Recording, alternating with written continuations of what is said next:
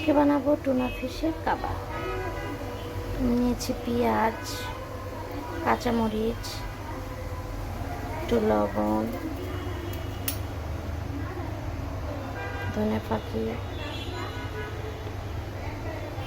মরিচ, হলুদ,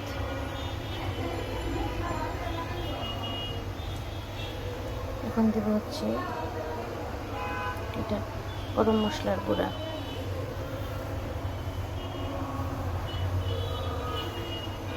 এরপর একটু দেব হচ্ছে গোলমরিচ,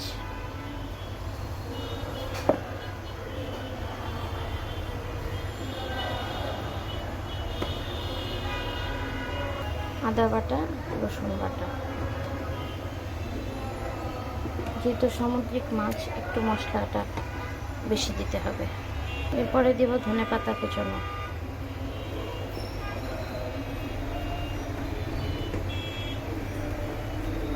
দিলাম টেস্টিং সল্ট, আর একটু দিয়ে দিলাম হচ্ছে বেকিং পাউডার। এখন সব উপকরণ একসাথে মাখিয়ে ফেলবো। আমি আগে মাখানো শেষ করি, পরে আবার দেখাবো।